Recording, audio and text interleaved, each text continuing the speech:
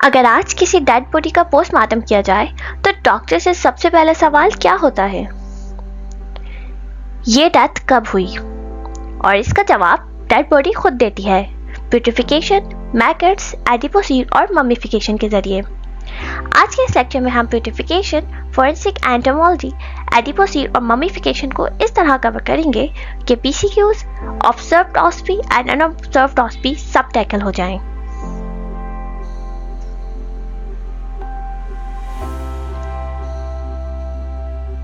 इस सेशन के एंड पर स्टूडेंट्स प्यूरिफिकेशन डिफाइन कर सकेंगे, उसके स्टेजेस और साइंस एक्सप्लेन कर सकेंगे, फोरेंसिक एंटोमोलॉजी से पोस्टमार्टम इंटरवल एस्टिमेट करना समझ सकेंगे, एडिपोसीर और मम्मीफिकेशन डिस्क्राइब कर सकेंगे और इनके मेडिको लीगल इंपॉर्टेंस बता सकेंगे।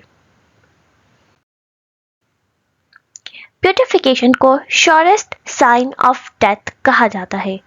डेथ के बाद जब बॉडी सेकेंडरी रिलैक्सेशन की स्टेज में होती है तब प्यूरिफिकेशन स्टार्ट होती है।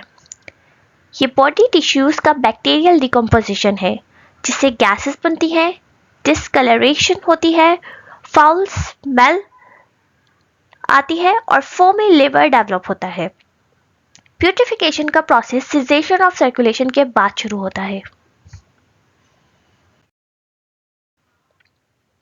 प्रोसेस को अगर फ्लो चार्ट पे देखें, पहले सर्कुलेशन स्टॉप होती है, फिर बैक्टीरिया प्रोलिफरेट करते हैं, प्रोटीन्स ब्रेक होती है, गैसेस प्रोड्यूस होती हैं जैसे हाइड्रोजन सल्फाइड, मीथेन और अमोनिया, जिसके बाद डिस्कलरेशन, ब्लूटिंग, ब्लिसरिंग और टिश्यू लिक्विफिकेशन होती है। प्यूरिफिकेशन के लिए ऑप्टिमम टेम्परेचर 21 से 38 डिग्री सेल्सियस होता है।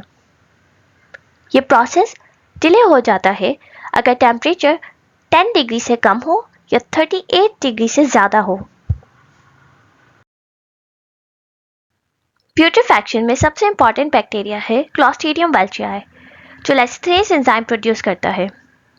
इसके अलावा streptococci, balantidium coli, bacillus proteus भी इन्वॉल्व होते हैं। बैक्टीरिया के लिए ब्लड और semi solid tissues excellent growth media हैं।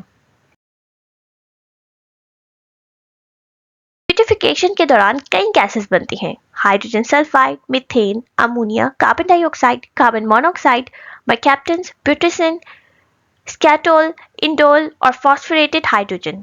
ये गैसेस ब्लूटिंग, मार्बलिंग और फूल ऑर्डर की रिस्पॉन्सिबल होती हैं।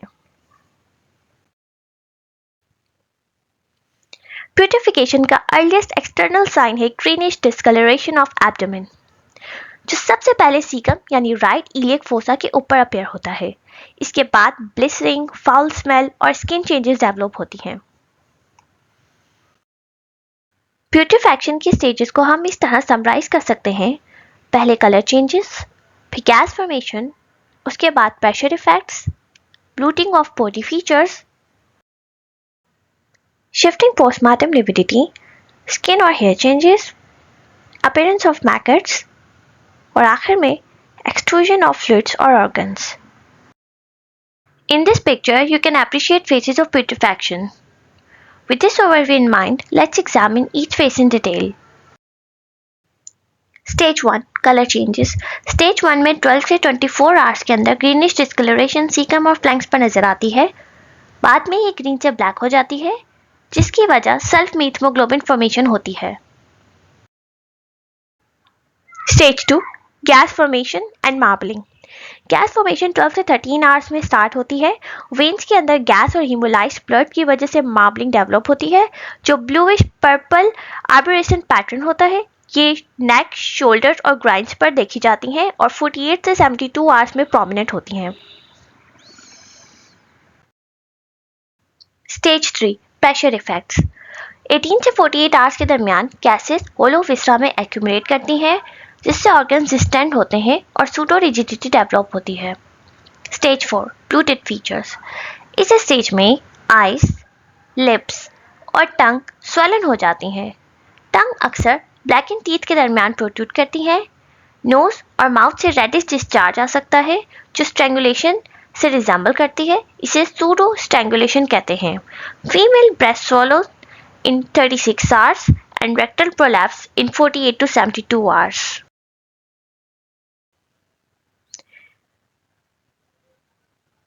पोस्टमार्टम लिविडिटी, इस स्टेज पर क्लोटेड ब्लड लिक्विफाई हो जाता है जिसकी वजह से पोस्टमार्टम लिविडिटी शिफ्टिंग हो जाती है। Stage 6 skin and hair changes, putrefactive blisters 2 से 3 डेज में डेवलप होते हैं और बर्न्स जैसे लगते हैं। इनमें गैस होती है, थोड़ा फ्लूइड होता है लेकिन एल्ब्यूमिन नहीं होता। Skin slips in 3 to 4 days, loosening of hairs and nails, hair fall करते हैं after 72 hours of death.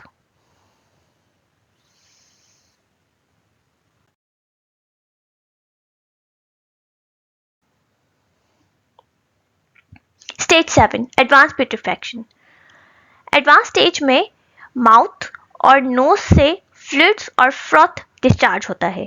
Internal organs protrude करते हैं। प्रेग्नेंट फीमेल्स में कॉफिन बर्थ होती है। स्टमक और इंटेस्टाइन्स प्रोट्यूड करते हैं।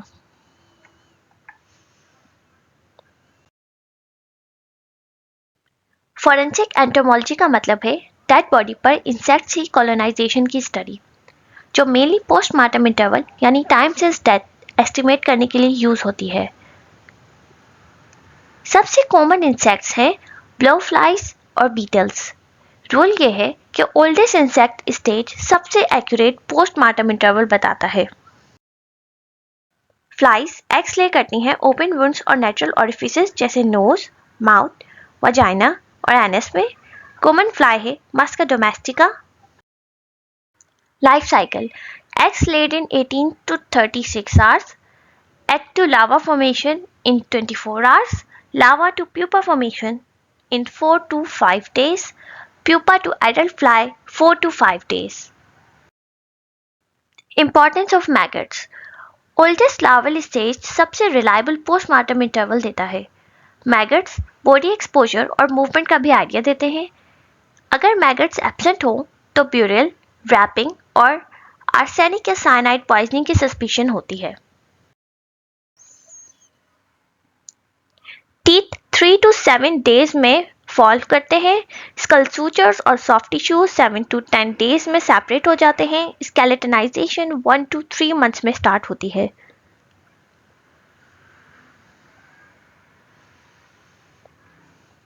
स्केलेटनाइजेशन टाइमलाइन, अनकॉफिन बॉडी में bones around 1 year, coffin body में 3 to 10 ईयर्स और कंप्लीट स्केलेटनाइजेशन में 25 ईयर्स लग सकते हैं।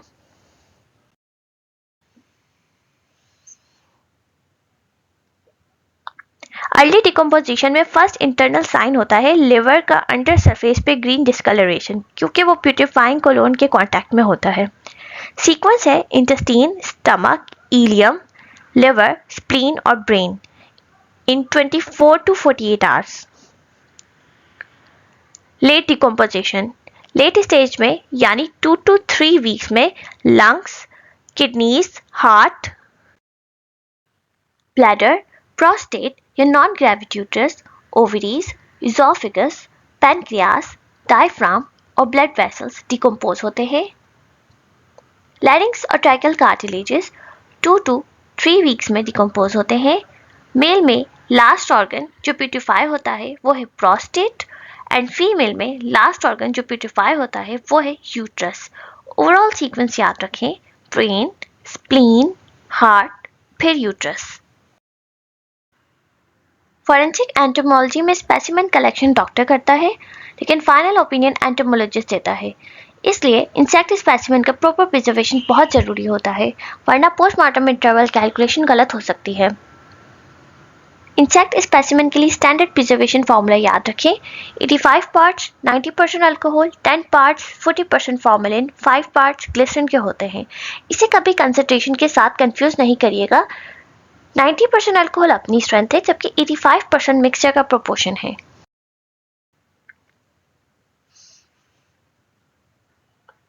अब कुछ must remember exam points. Biological examination के लिए टिश्यू प्रिजर्व होता है 50% ग्लिसरीन में। हिस्टोपैथोलॉजी के लिए टिश्यू प्रिजर्व होता है 10% फॉर्मेलिन में। टॉक्सिकोलॉजिकल पर्पस के लिए विस्रा प्रिजर्व होते हैं saturated solution of common salt में। इंपॉर्टेंट एक्सेप्शन, कॉर्सिव पॉइजनिंग में सैचुरेटेड कॉमन सॉल्ट यूज नहीं होता। इस केस में विसरा रेक्टिफाइड स्पिरिट में प्रिजर्व किए जाते हैं।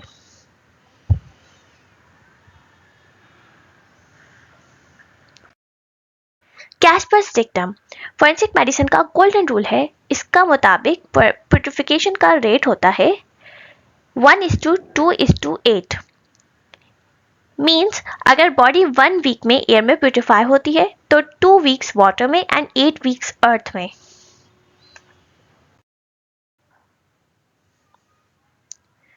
Factors affecting purification in water. Water में प्यूरिफिकेशन ज़्यादा रैपिड होती है अगर वार्म वाटर हो, फ्रेश वाटर सॉल्ट वाटर से ज़्यादा, स्टेगनेंट वाटर रनिंग वाटर से ज़्यादा, sewage contaminated water. When purification is delayed, purification delay हो जाती है जब बॉडी डीप वाटर में हो, बॉडी कपड़ों से अच्छी तरह प्रोटेक्टेड हो, और कुछ पॉइजन्स भी प्यूरिफिकेशन को स्लो डाउन करती हैं जैसे आर्सेनिक, ऑक्सैलिक एसिड और कार्बोलिक एसिड। और कुछ प्रोसेस जो प्यूरिफिकेशन को स्लो डाउन करते हैं वो है sterilization and dehydration.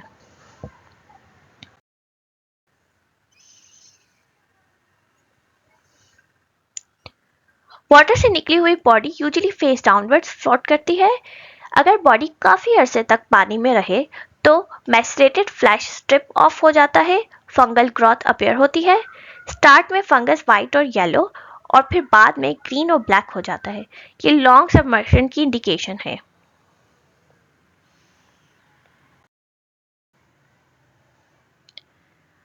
कैस्पर्स dictum medico legally बहुत इंपॉर्टेंट है क्योंकि ये टाइम सिंस डेथ एस्टिमेट करने में मदद करती है, प्लेस ऑफ डिकम्पोजिशन सजेस्ट करती है, ये डिफ्रेंशिएट करती है कि डेथ वाटर में हुई है या बॉडी को बाद में वाटर में डाला गया। एडिपोसीड को सेपोनिफिकेशन भी कहते हैं। इसमें बॉडी फैट वैक्सी सोप लाइक सब्सटेंस में कन्वर्ट हो जाता है। यह प्रोसेस मॉइस्ट और एनारोबिक कंडीशंस में होता है और बॉडी शेप प्रिजर्व हो जाती है। Properties of एडिपोसीड। एडिपोसीड की प्रॉपर्टीज हैं soft, whitish, greasy, sweetish, rancid smell. Heating से पहले मेल्ट होता है और फिर येलो फ्लेम के साथ बर्न करता है। एडिपोसीड की स्मेल स्टेज पर डिपेंड करती है। फ्रेश या डेवलपिंग एडिपोसीड में एक रेंसिड एमोनियकल स्मेल होती है जो अक्सर चीज़ी या रेंसिड बटर जैसी डिस्क्राइब की जाती है। जब एडिपोसीड ओल्ड या ड्राई हो जाता है तो वो इनऑर्डरस यानी बिल्कुल स्मेल लेस हो जाता है।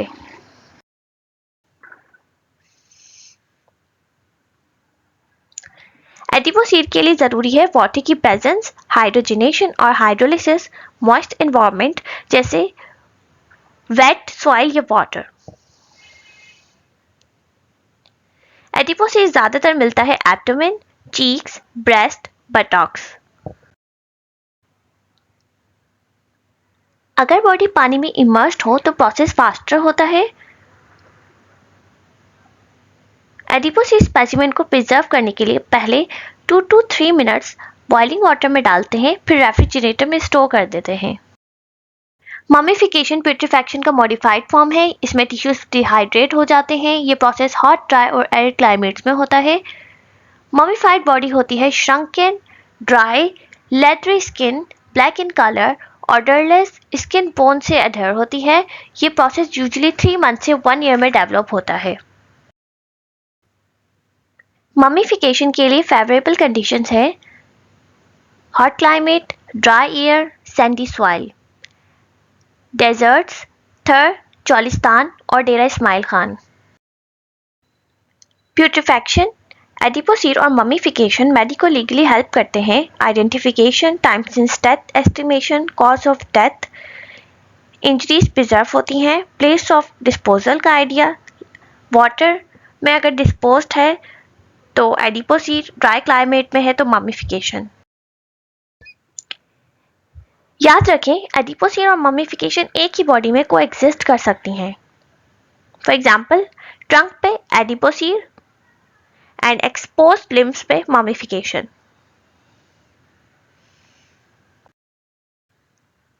एम्बाल्मिंग। एम्बाल्मिंग आर्टिफिशियल प्रिजर्वेशन होती है जिसमें केमिकल्स यूज होते हैं जैसे formalin, methyl alcohol. Arsenic body को प्रिजर्व करता है।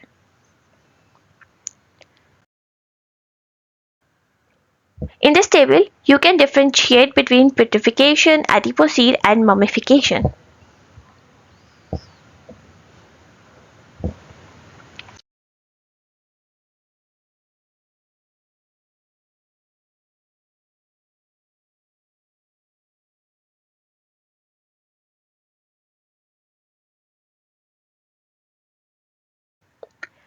Marbling is due to